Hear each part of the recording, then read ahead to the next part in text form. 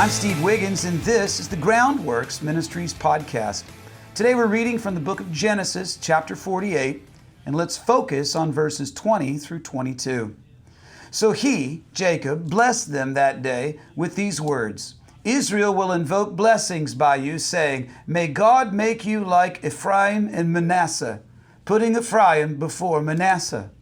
Then Israel said to Joseph, Look, I am about to die, but God will be with you and will bring you back to the land of your fathers. Over and above what I'm giving your brothers, I'm giving you the one mountain slope that I took from the hand of the Amorites with my sword and bow. Genesis 48, verses 20 through 22. This blessing is very important for several reasons. First of all, it's an adoption, or more precisely, it's a declaration that Joseph's two sons, Ephraim and Manasseh, who were born to him in Egypt by an Egyptian bride, well, they're legitimate descendants of Israel. And this is a foreshadowing of all spiritual offspring between Jesus and his church. They're considered to be grafted into the covenant of Abraham. Jew or Gentile believers, it makes no difference with respect to salvation. We have all received a spirit of adoption, whereby we cry out, Abba, Father. And that is all who believe by faith that Jesus is the Messiah. Now, secondly, to this day, every pious Jewish father on Erev Shabbat, which is the day before the Sabbath, well, the father places his hands on the head of his sons and blesses with with these words, may God make you as Ephraim and Manasseh. Ephraim and Manasseh would not barter away their Jewish identity for social or political power in Egypt. When given a choice, they chose the Lord. And these twins voluntarily gave up their place in Egyptian aristocracy and openly identified themselves with their alien kinsmen who were despised for being shepherds.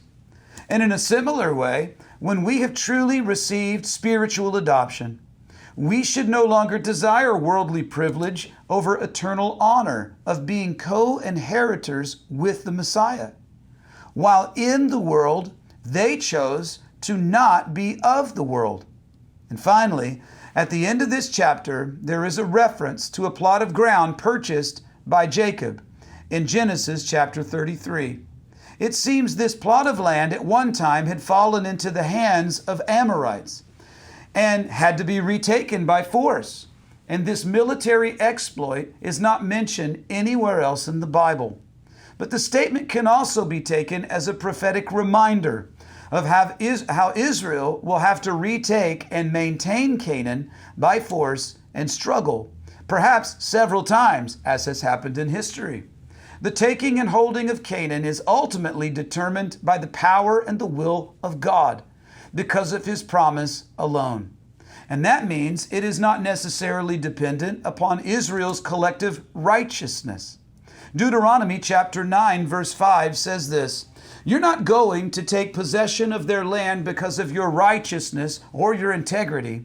Instead, the Lord your God will drive out these nations before you because of their wickedness, in order to keep the promise he swore to your fathers, Abraham, Isaac, and Jacob. We're not only saved by God's grace, we're also kept by it. And this is because when we surrender to the gospel, we become his, and we are secure in his hand, as Jesus says in John chapter 10. I'm Steve Wiggins, and this is the Groundworks Ministries podcast.